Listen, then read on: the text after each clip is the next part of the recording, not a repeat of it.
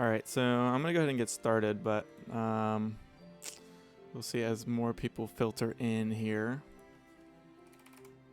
Let me pull up the chat as well, because I only have one monitor with me. So I can't see it in Streamlabs unless I'm full screen, unfortunately.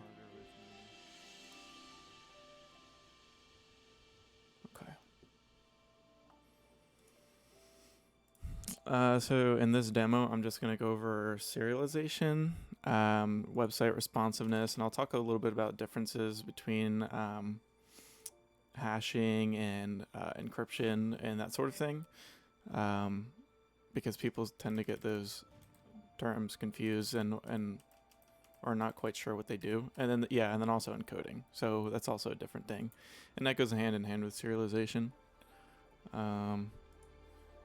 Okay, yeah, we have a few more. Hey, Blake, what's up?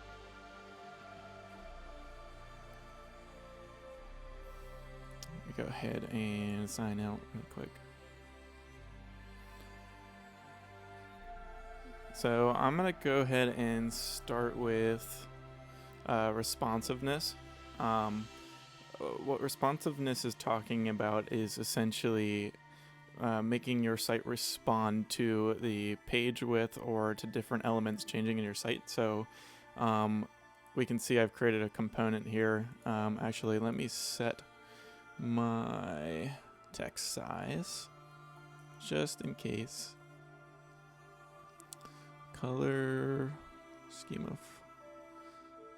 I think it's this one. Make it bigger though. Let's do 15. Okay. Yeah, so hopefully that's more readable. But anyway, we have a bunch of different divs here in our responsive component. So you can get to this component by clicking a responsive page. I'll have this demo up, link to it in GitHub after this. Essentially, the idea is that I have this page, and when I shrink it down, you can see the columns adjust based on your screen size. So I can have 1, 2, or 3, and there's a couple different ways to do that. One is grid, CSS grid, and then the other is Flexbox, which Dakota is still writing because his internet went down and he couldn't push it, so it's not in the demo, but that will be in the final repo after this. And then this button, I'll show you what the point of that is in just a moment. So let's jump into, so we have grid CSS, and then we have responsive CSS. So we'll start with responsive. And in responsive, it's handling a couple different things. I just wrote some notes on media queries. I'll just go over the syntax quickly. So you just write at media, the media type, and then any expression. And then if that expression is true, then it will run whatever is inside, whatever CSS is inside the brackets. So we look at an example at media TV. So for all TVs, and the minimum width of that TV is at 1200 pixels, then we're going to run whatever is inside here. And then we can see a similar thing with any device with a screen that has a maximum width of 800 pixels. So anything from 0 to 800 pixels will run the CSS that's inside of these brackets. So I have a couple examples, and I kind of copy pasted some of the standard media queries for iPhones. So you have iPhone 4 and 4S. If we scroll down, we have 5, 5S, 5C, etc. But I've created a class inside of each of these media queries that handles the styling of that button. So if we jump back over here, and I hit F12, and I click on this little icon in Chrome to basically so you can toggle your device to check if your page is responsive or not. We can do, if I set my width to 320, let's say, our height, let's make our height larger. Let's do like 1100 or something.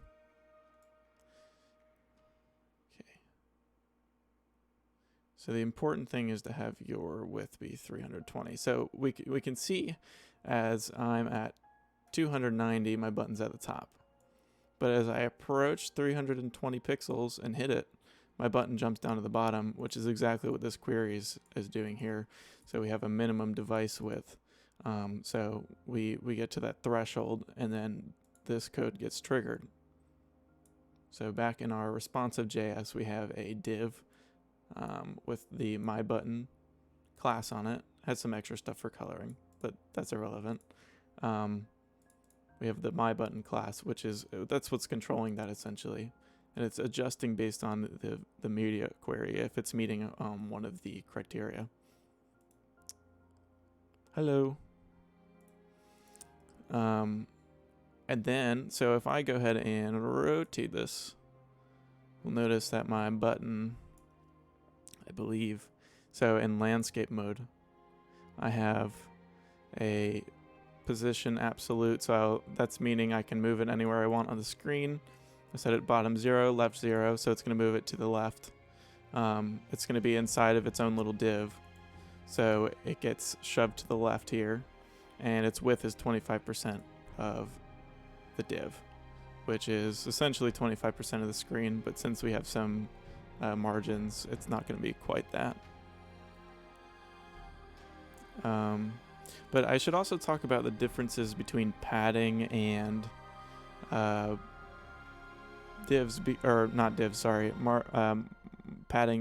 padding and margins, because those two are very significantly different and they're not interchangeable. So let me get out of this quickly.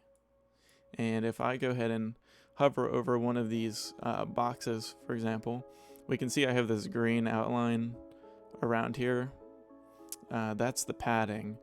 So it's basically this space provided on the inside of the element. It's like you're padding a certain amount of space for your element. So this text is padded by, it says 16 pixels. So from the inside out, this is 16 pixels to the edge.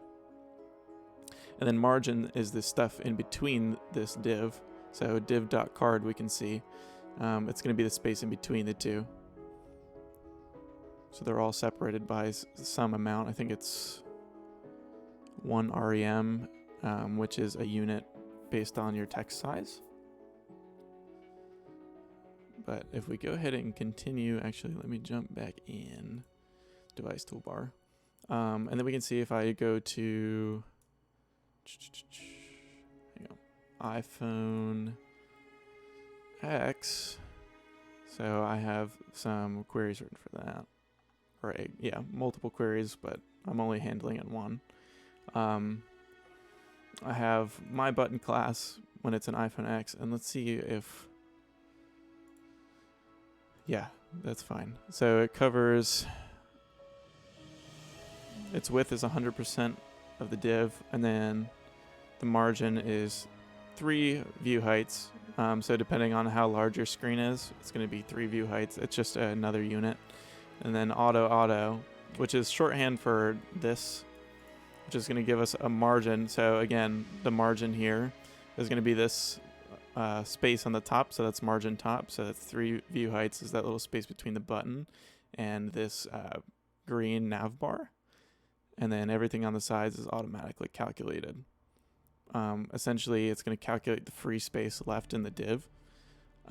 So say we have our button is 50 pixels, and this whole white, the white space is going to be 100 pixels. The free space left is going to be the difference of the two, so it's going to be 50. And then equal share is going to be that divided by 2. So we want to share the spaces equally, so each gets 50%, which actually automatically centers this for us, which is pretty nice. But jumping out of this mode, so that's just basic media queries and what they can do. So I'll show you more examples with these boxes here. So if I go over to what exactly are you building out of interest? I'm just doing a demo for students right now, because we don't go over a lot of the technical stuff in classes for them. It's a lot of agile development. So I'm doing demos weekly since we've been on quarantine. But this demo is just going through web responsiveness. So using media queries, styling and serialization, and the differences between encryption, hashing, and then encoding. So I'll talk about those things, and I'll show you how I did those. And then I'll post the repo in the chat later. But anyway, we have all of these boxes, and we use CSS Grid to do that. If I go here in Grid CSS, we have a default card class. So each of these boxes, each of these are a div that have the class card on it, and they are wrapped in a container. So a big container that covers the whole thing called cards. And we can see that if I jump back to responsive. So we have a div with cards, and each card is wrapped by cards. So what we're doing here is we're setting the padding for each card, which was 1 REM. The font size is 22 pixels, and that's how padding is calculated. So it's going to take some percentage based on your font size, which is a really weird way to do measurements, but people use it all the time. So that's going to determine that inner box of where we had 16 pixels between the center and the outer edge. Then we set the background of each box to be Dodger blue, and then color white, and height is 4 REMs. So that's going to stretch from here to here.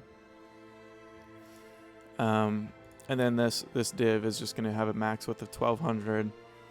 We're going to center it, so margin 0 auto. So I talked about how auto works. We calculate the difference between the blank space and the div, and we can center it that way. We use display grid, which is a display style. So if I type display, we can see I have a bunch of different options. So there's block, compact, contents, flex, grid, inline. So there's tons of things you can do. It just depends on how you want to lay out your site. That's what display is meant for, and you can Google all those different display types to help you lay out your page, essentially. But since we're using grid, we're going to use a grid gap, which is going to be that margin in between each. So that automatically handles that for us, which is sweet. And so for each of these, I'm going to have a media query to adjust the columns. So if my screen width is below 600 pixels, I'm only going to display one, which is the default cards class, which is just this. So just one column.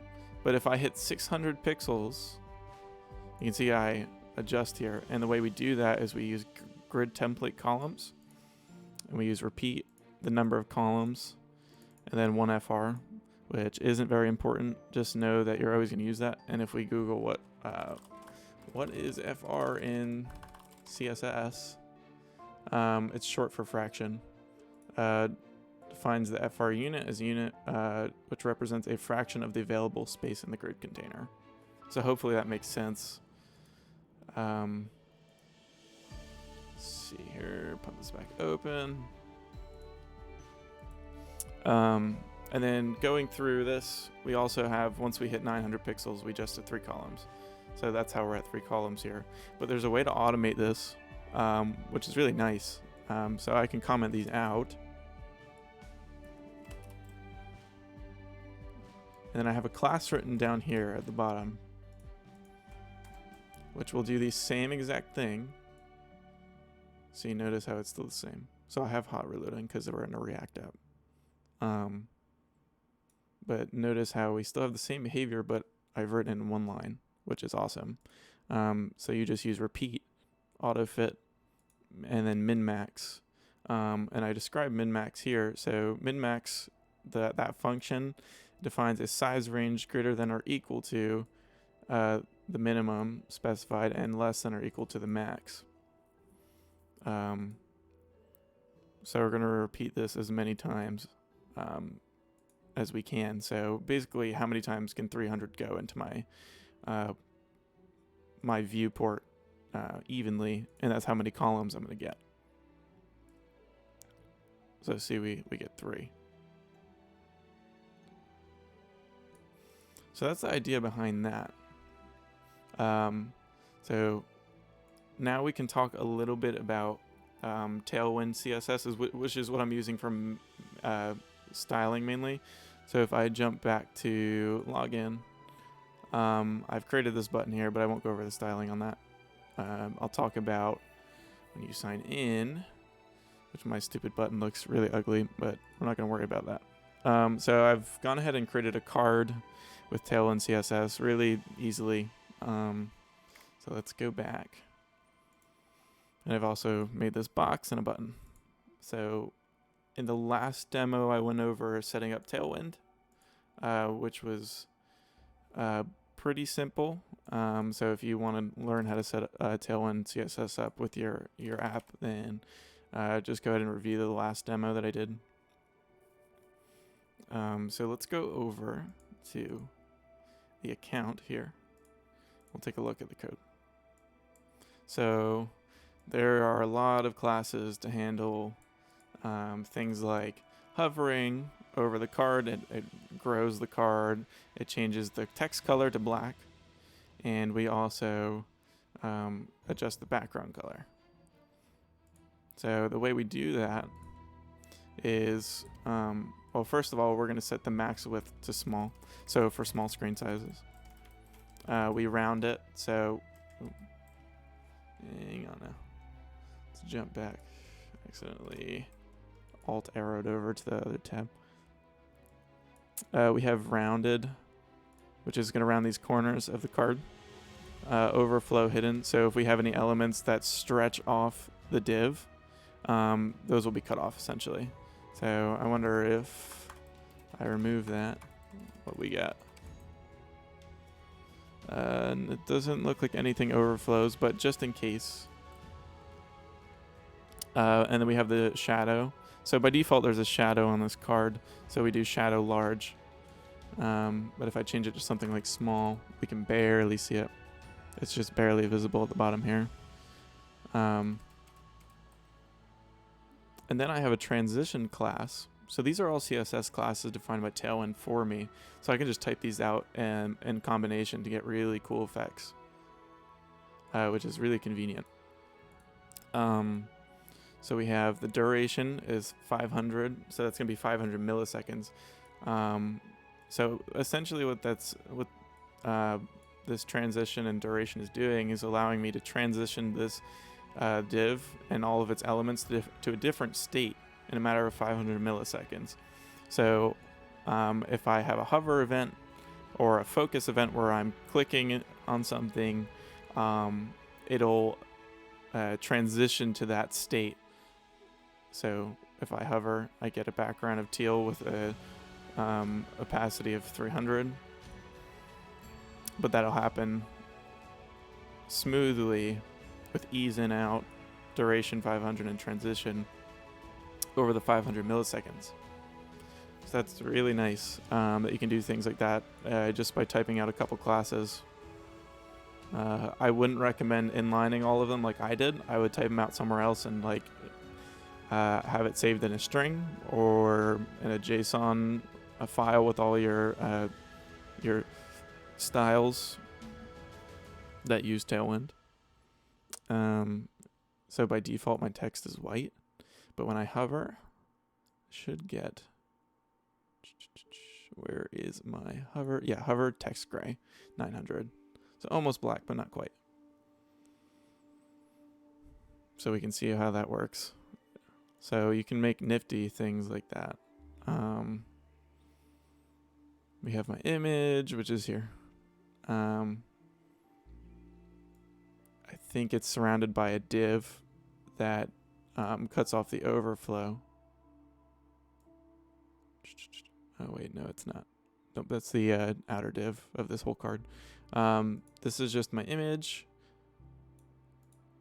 at the top here.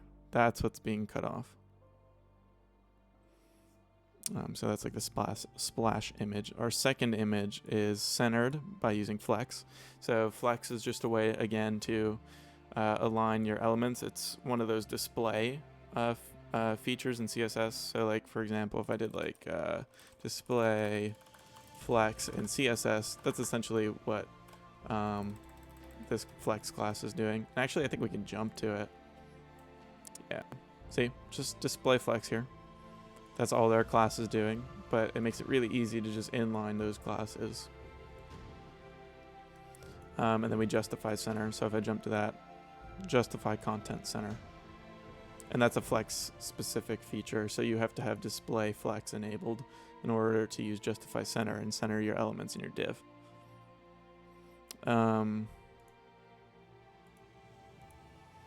We have a couple other things, but not too important. But here's some of the more interesting features with Tailwind. You can create these little bubbles down here, inline block.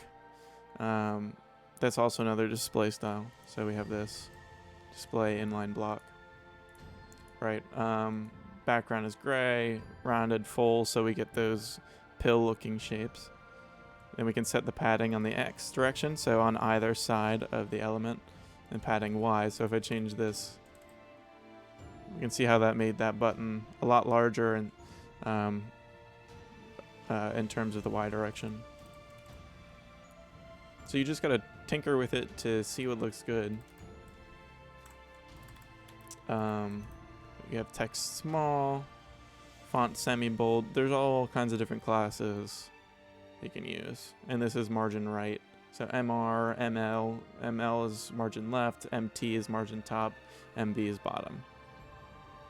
And that's kind of the gist of using a library like this. It's very similar in Bootstrap, where you have MR, MB, MT, all that. You get all those features. So let's jump into talking about serialization now. So I've set some stuff up on the back end, essentially that allows you to, well, you serialize on the front end, but on the back end we save that serialized data and then send it back as a response later whenever they need to access this user. So per user, essentially what I want to do is I should be able to type something in. So I can type something here. And the idea is when I hit submit, we send out a post to the backend and we serialize a function that lets us basically store that function as plain text in the database, and then you can deserialize it back to JavaScript. So essentially I have, let's write some comments here. So for example, let's say I have some function, let func equal alert, and then I want to print some message out, right? So button text. So essentially that's what I'm talking about is I define some function and then I can convert it with that serialize function that I have from an npm package called serialize JavaScript. So if I serialize my function, that's going to convert it to a form like, it should be in here, func right here. It's going to look something like this. I will try to copy that and paste it. There we go. So let's say if the text was my function, it's going to convert all of this to a string essentially. I believe it would also have the arrow function in there too. Yeah. So it's going to save it as a string. It's going to convert your JavaScript function to a string directly. That way you can store it in your database, and then whenever the user wants to grab it again and they want to click their button and have it display their image. So hang on now, submit. So we can see my text appears there. Well, how do I do that if my function is a string? So I have written a deserialize, and it's going to take in some text, and it's going to evaluate. So this is a default JavaScript function. It's going to evaluate whatever my text is. So you do have to be careful with something like that, because there is potential for script injection, cross-site scripting, that kind of thing. So I wouldn't recommend doing something like this and using eval to run text to JavaScript. Hey Gus, what's up? Yeah, so we deserialize, and that's good. That's just going to convert our string back to JavaScript. So what is serialization? You're taking an object in some form and then transforming it into like a string or into binary, being able to store it somewhere normally you wouldn't be able to store it. So like, for example, taking a normal object in memory and then storing it into a file. So for example, I guess my best example was when I used to do development for Minecraft stuff. We had item stacks, and those item stacks held data about the durability of the item, whether or not it was like a sword, a bow, or that kind of thing. You have enchantments, and then like the name of the item and other metadata. But how do I store that in a file for somebody else to use? Or if I want it to be permanently stored, like I want to make a copy of that, I can't just take a normal object and store that into a file.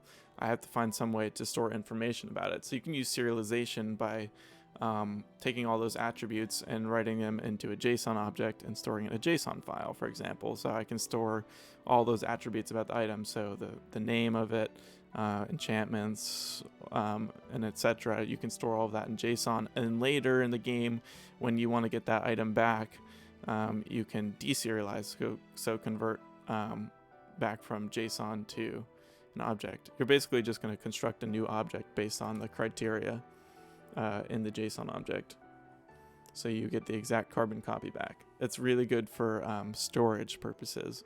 So in our case, we want to store a function that does something per user, right? So John can have his own function that whenever he clicks this button, it's only going to display for him. So for example, asked is going to display.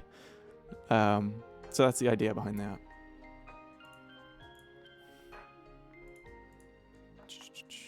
All right, so what I do is I accept some text in here, right? So this is some text. So I'm tracking that with a state. So on change, I update the text value each time, right? So let's look, where's my input? Right here. So this is my input box, and then on change, I have the event fire, and then I set the button text. So if you're familiar with React states, you know that you can set the button text this way. And then you can get the value of whatever is being inputted into the text box like this, and you can save it into your state. So that's what I do for that. And then later, when the person that is signed in clicks submit, it's going to be handled here on this button. So the form will be submitted. So on submit, I'm going to make a post request to the serialize endpoint with the value of the text, and then the serialized function, and then I run the serialize function that is given to me by the serialize JavaScript library or npm package. So then on my backend, so let me jump over to server.js. So if you remember from the OAuth demo, we had an ensure authenticated method. This is just building off that. So we check if the user is authenticated when we hit the serialize route. And then if they are authenticated, we move on to the next middleware. So the next middleware is essentially just going to update the user in the database and assign the function to the func field, which is in the user schema. So I just made a new field in there that takes a string called func, and that's going to accept the serialized function, which is the function in JavaScript that was converted to text, just to reiterate that point. Here, I'm just replacing the data. So here's the problem with the serialization. It's going to convert literally, when I had button text in there, it doesn't convert button text into its value when you serialize it. It's literally just the plain text word button text instead of the state that was in React. So what I have to do is send the value of the state with this request and then replace button text with its value. So I come back here. I did value is button text, which is just going to be whatever I typed in the box. And then the serialized function is essentially going to be this function converted to a string. Right. So, and let's jump up and see what this function is. It's just going to be an anonymous function that takes some parameter text or an argument and alerts them with that argument. That's all that's doing. But we can see here we have func, and then the value of whatever I typed in. Without that, it would just be button text, and it wouldn't work, which is really interesting. All right, so let's continue on here. So yeah, and then I refresh the page. That way I can get the user information again, because when I load up the page, I ask for the user information. I make a request to /account to get that info. And then the function will be attached to this button. So if I go to, yeah, here's the button here. I define it as a div, but I just have an onClick handler that deserializes the function. So it was that function that we saw here. It's going to deserialize. So now we're going to use eval to essentially convert it back to JavaScript and execute it. So deserializes up here. We're going to return the evaluation of this string. So it's going to run the JavaScript that's in here. So end to end, what's happening is I'm converting a JavaScript function to a string somehow, and then I'm sending it to an endpoint, then saving it in the database. Then when I send it back, I deserialize and attach it to the button. That way I get this behavior. And then every time I change it, my text, I can submit again. It'll refresh the page. So that's what window.location.reload is doing. That's just JavaScript. I get my text. And it's going to alert me with it without even having to call alert every time.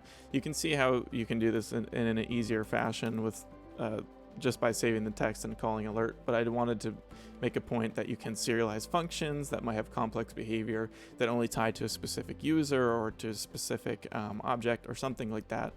But you can serialize functions, which is pretty neat. And then I guess as the last topic that I'm going to discuss is differences between encryption, hashing, and encoding. So let's just create a new file in here. So I'll just make a new, where's text? I'll name it myself. Algorithms.txt. Okay, so for example, if I have, let's talk about hashing first.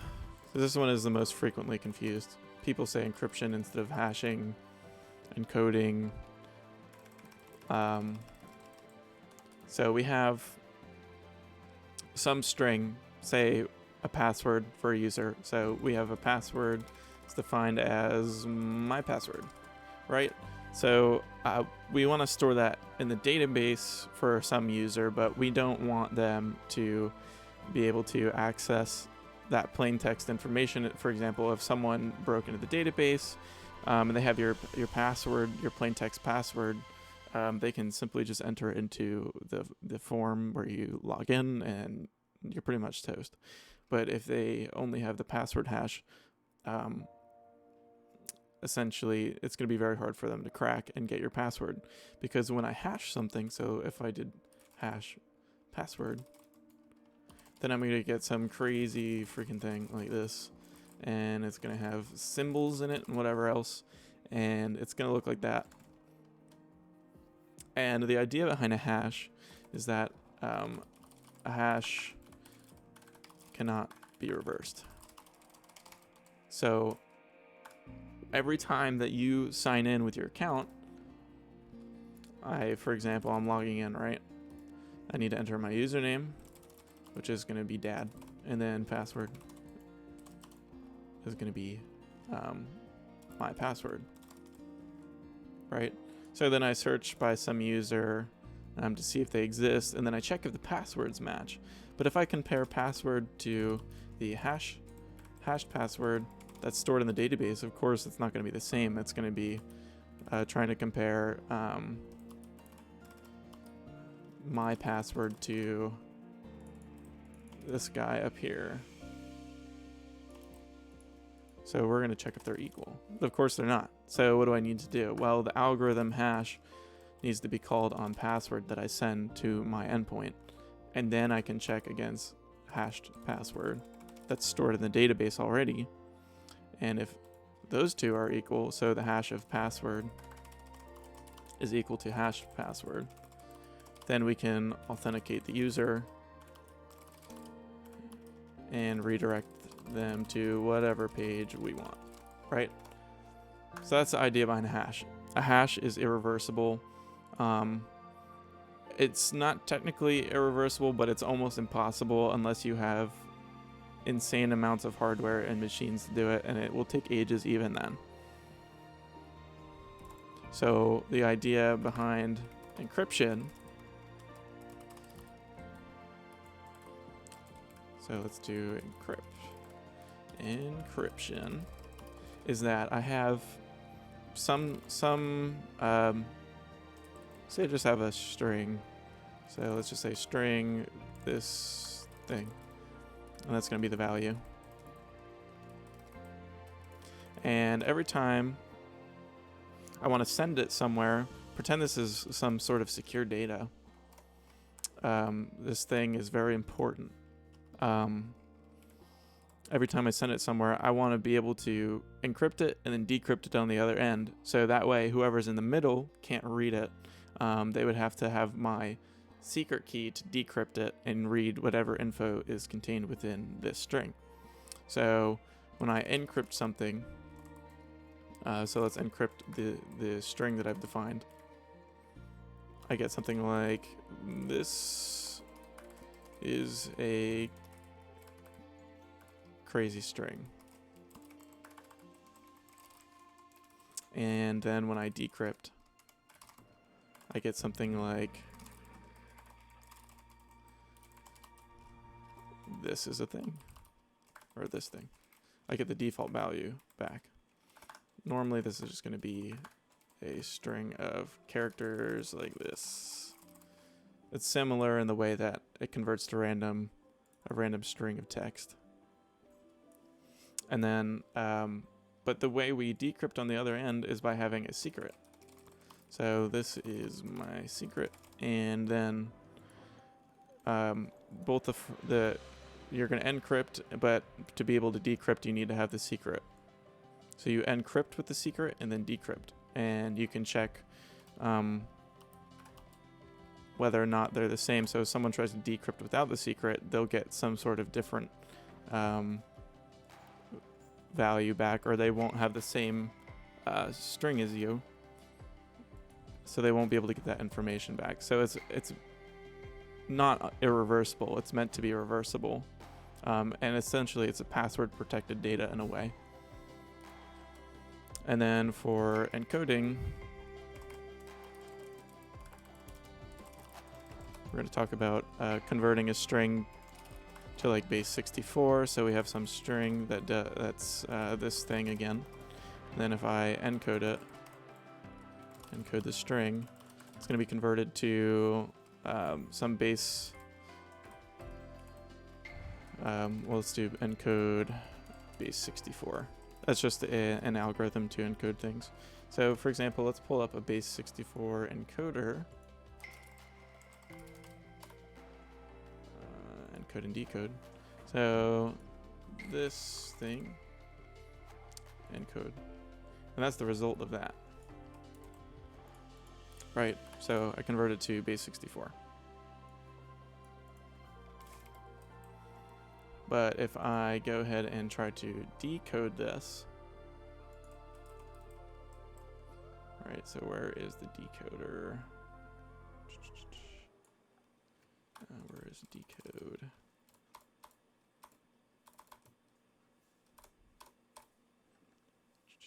Let's go. It's at the top. So if I enter this and decode it, I simply just get that data back. It's meant for storing information in a more condensed format for the most case. Purpose of base 64 is not that, obviously, because this is a larger string. But there are different reasons for using different encoding formats, and that's the idea.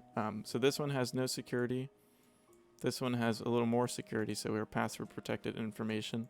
And then hashing is completely secure, where it's almost impossible to crack that hash. It's irreversible. So that's the idea between those different things. I believe that should be it for what I'm going to cover. I'll push the code for this in the repository. You will, for the OAuth, have to sign up for, I believe I went over it last demo for OAuth, but you had to sign up for information like this. You need to get your client secret and your Google Client ID. This is a throwaway account, so this information will be invalid after the demo, but yeah, you need to grab these things from the Google Developer Console, and then you can run this application. Does anybody have any questions regarding this?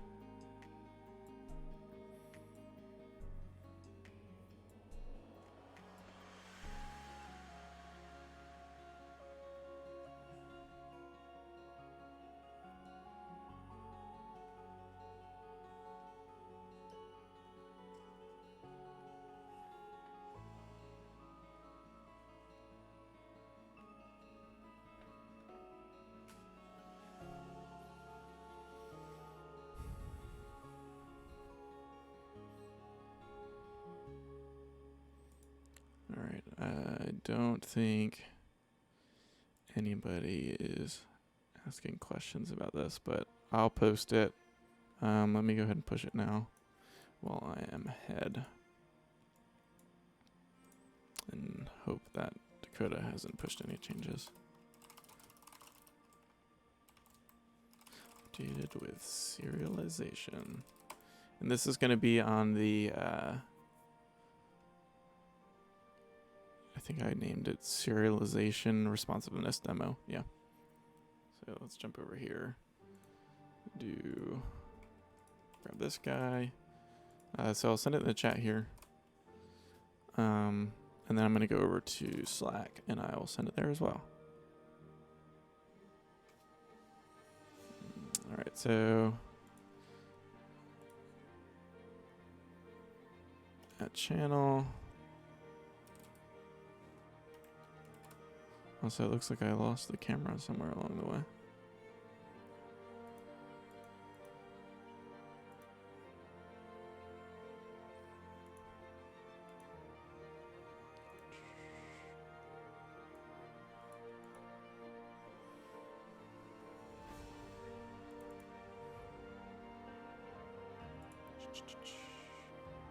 I wonder what happened with that. Okay, done. There we go. Yeah, so here's a link. Here is the repo for the demo. Send it All right. If anybody has questions, just let me know. Just message me on Slack or similar, and I'll try to answer that as quickly as possible. I don't know how long the camera was in that weird setting, so sorry about that.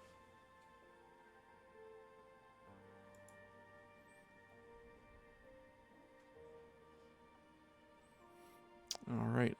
So thanks for everybody that joined, and I will see you guys next time. Let me know if you guys need anything in Slack.